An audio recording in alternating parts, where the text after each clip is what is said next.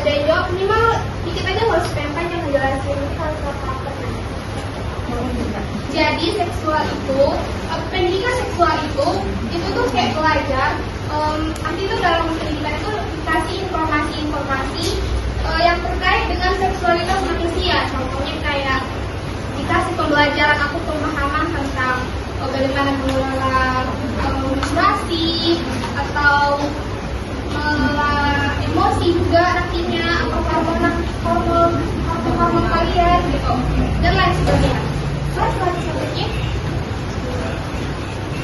jadi pendidikan seksual itu untuk remaja seperti kalian itu adalah satu aspek penting dalam membentuk generasi muda selanjutnya. Kalian itu kan generasi penerus kita ya.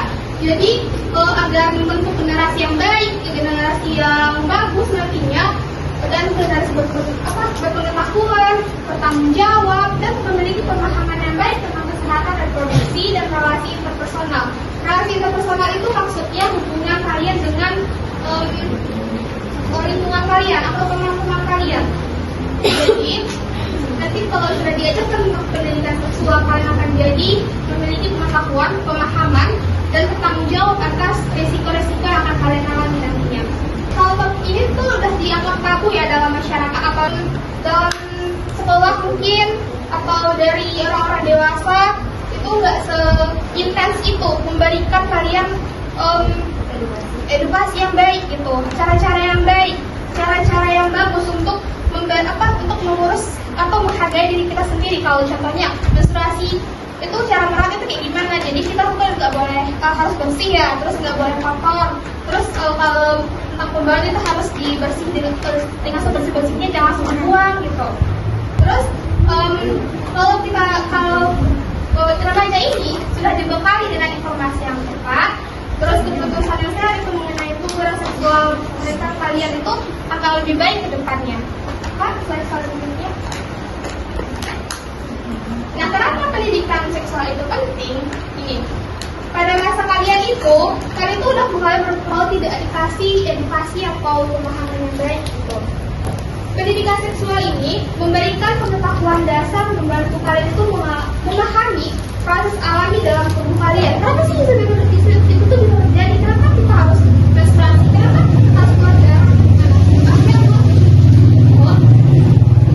Itu perubahan yang kalian alami, mau siklus menstruasi, pubertas, yang suka sama lanjut, ada yang gitu di sekolah, udah pacaran. Aduh, aku enggak lagi. Selanjutnya tentang fungsi dan reproduksi, terus juga perubahan hormonal. Hormonal itu yang sudah dikasih tahu sama sebelumnya ya. Pendidikan seksual yang sehat dan aman itu untuk membantu mengurangi resiko perilaku yang berisiko. Apa sih itu? Kayak hamil duluan atau kayak hamil duluan gitu. Terus juga seks bebas. Terus juga kalau yang pacaran itu ya digrepek-grepek sama ya, maksudnya itu sentuh-sentuh tadi. Jadi kita kan harus menghargai diri kita sendiri, jangan dikasih, maupun perempuan itu jangan makan janji manis laki-laki. Jangan percaya sama abang-abang model kayak gini ya. Remaja yang tidak memiliki pengetahuan, remaja kalian yang seperti kalian itu yang kalau nggak memiliki pengetahuan yang memadai, karena akan lebih rentan terhadap kehamilan yang tidak diinginkan, seperti kayak kehamilan luar nikah tadi.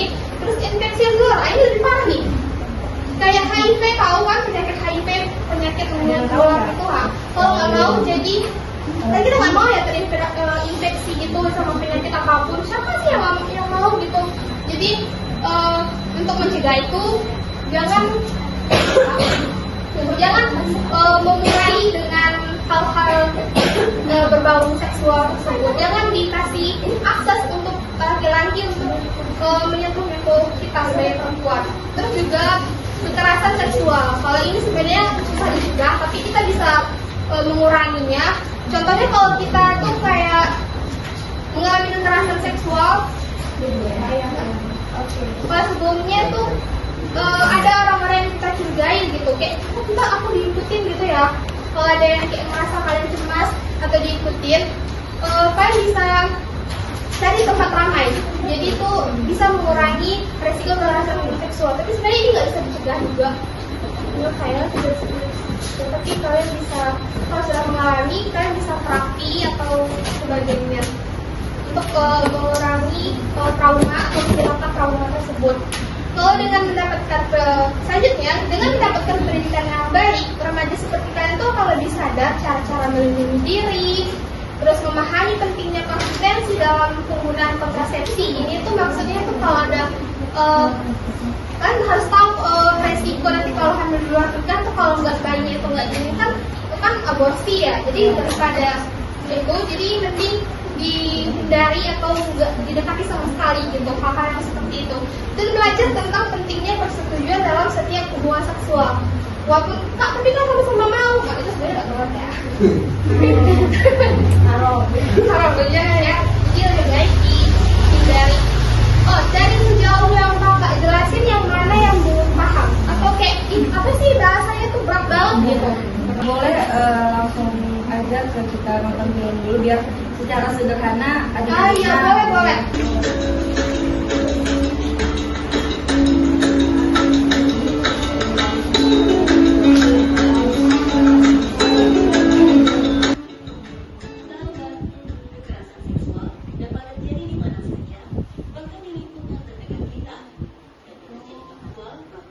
Dilakukan oleh orang yang kita kenal sekalipun. Melalui film ini, kita akan mengenali apa itu kekerasan seksual dan bentuk-bentuknya. Salah satunya, kekerasan seksual yang sering terjadi hubungan seksual di mana salah satu pihak tidak mengenalinya.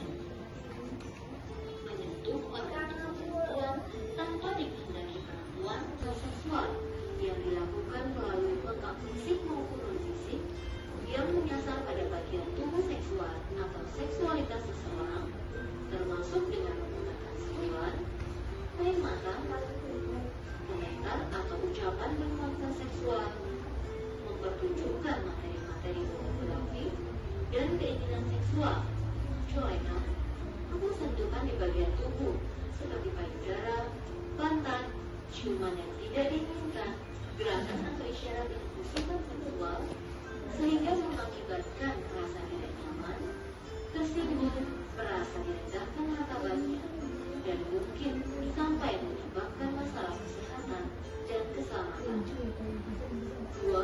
Penyiksaan seksual, yaitu perbuatan yang secara khusus menyerang organ dan seksualitas perempuan yang dilakukan dengan sengaja sehingga menimbulkan rasa sakit atau penderitaan yang hebat, jasmani, rohani, maupun seksual.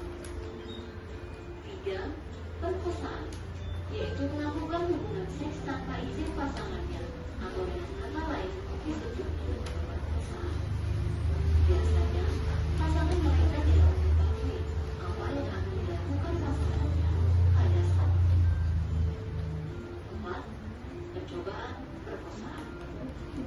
Tubuh kita adalah milik kita dan hanya kita yang berhak atas tubuh kita.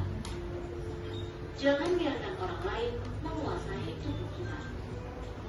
Saya Karyani, sampai jumpa.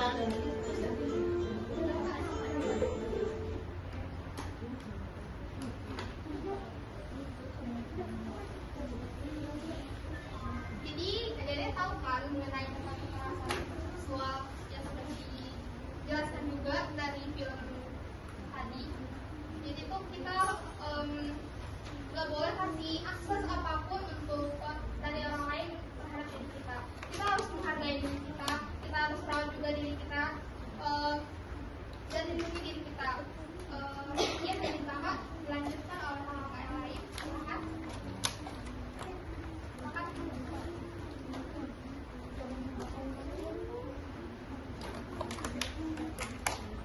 Baik, kakak bakal ngejelasin tentang promosi kesehatan mental dan emosional. Nah, pendidikan seksual ini juga berperan penting pada kesehatan mental emosi pada remaja. Remaja seringkali menghadapi tekanan dari teman sebaya, media sosial,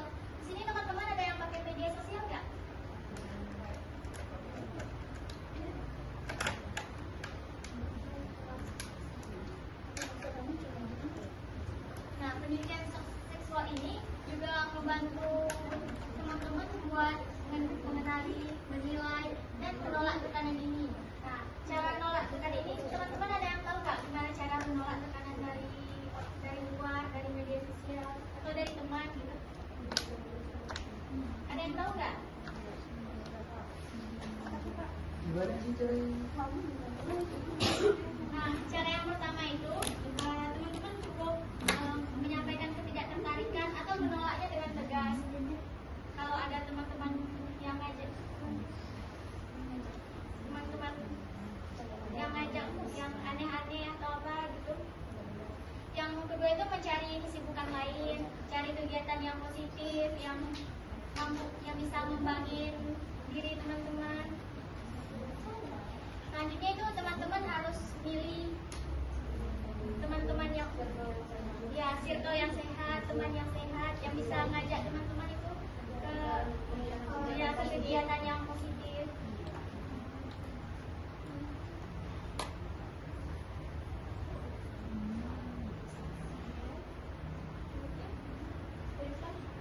Nah, selain itu pendidikan ini juga memfasilitasi diskusi terbuka mengenai isu-isu seperti identitas gender, orientasi seksual. Nah, dengan demikian remaja dapat merasa lebih diterima dan didukung dalam mengekspresikan identitas mereka tanpa takut dihakimi atau mengalami diskriminasi. Pendidikan ini juga mengajarkan empati, toleransi, dan penghargaan terhadap perbedaan. Di sini teman-teman ada yang dari berbagai daerah ya? Atau memang dari Padang semua? Nah, yang sangat penting dalam membangun masyarakat yang inklusif. Nah, sekian, apakah ada pertanyaan tentang promosi kesehatan mental? Apakah teman-teman semua paham? Oke, materi selanjutnya bakal dilanjutin sama kakak Nabila. Aku kecil. Boleh begitu? Oh iya.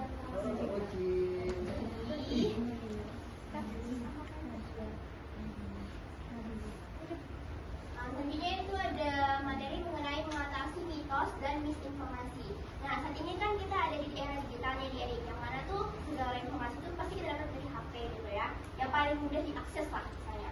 Nah, jadi segala sesuatu atau mungkin kayak kita pengen tahu nih mengenai apa sih seksualitas itu. Nah, otomatis kan cara paling gampang untuk kita mendapatkan informasi itu dari HP.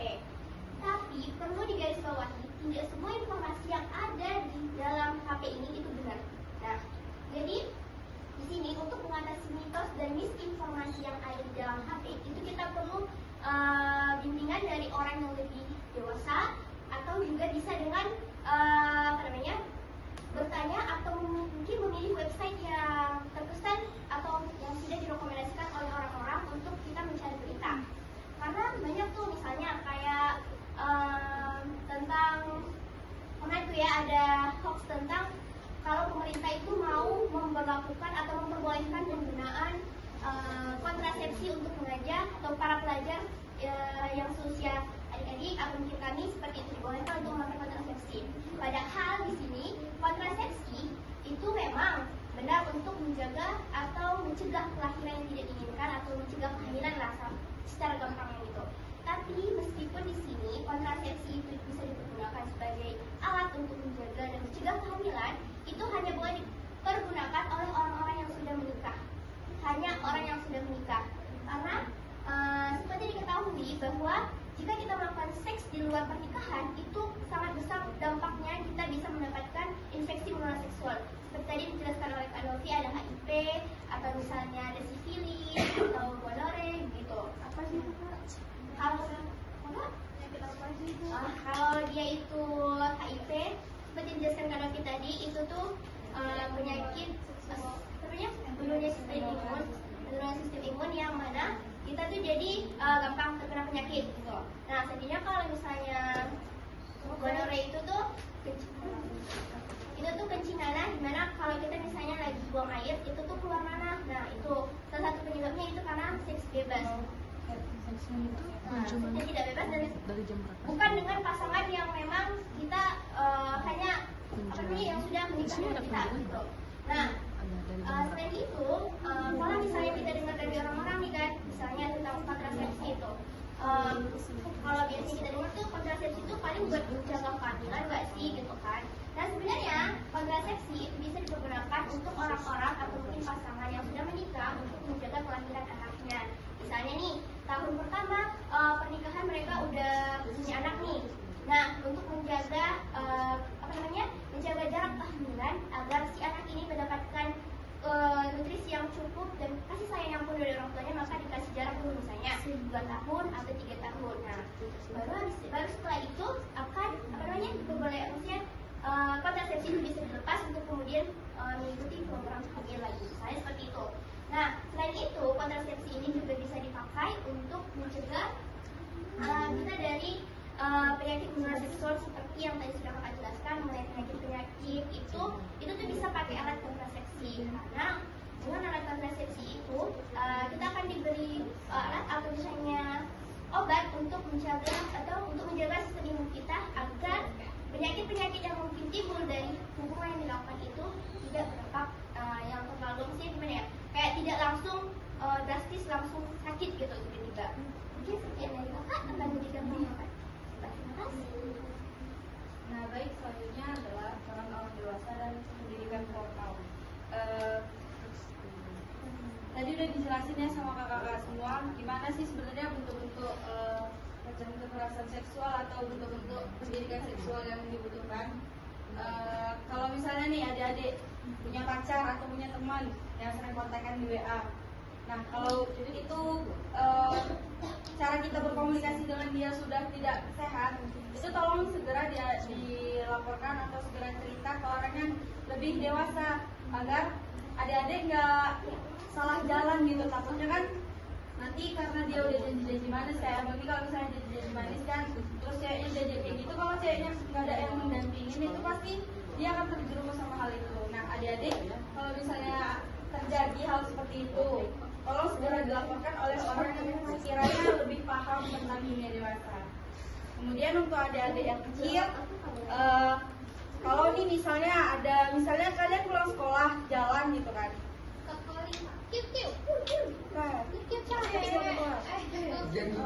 kalau misalnya ada yang abang-abang nih lewat, adek ayo pulang bareng yuk, di mana rumahnya biar abang anterin, jangan mau ya. Apalagi kalau sampai dijanjiin nanti abang beliin es krim, jangan mau ya.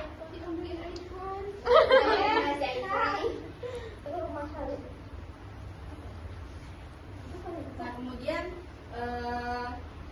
kalau dari segi pendidikan nih, pendidikan seharusnya itu bukan peran dari dalam diri kita ya, itu peran dari pendidikan formal. Misalnya kita kalau mau dapat tentang pendidikan seksual ini, kita bisa memperdalami agama gitu kan. Kemudian di sekolah juga pasti udah diajarin kan tentang hal seperti ini, yang kakak-kakaknya yang belakang, adik-adiknya mungkin belum ya. Pokoknya adik-adiknya nanti kalau ada nih orang dekat bareng kita terus tiba-tiba megang-megang, itu jangan mau ya langsung begini, ih apa sih nggak sopan gitu ya, jangan mau ya. Jangan takut, kalau bisa teriak aja, apa sih nggak sopan gitu aja.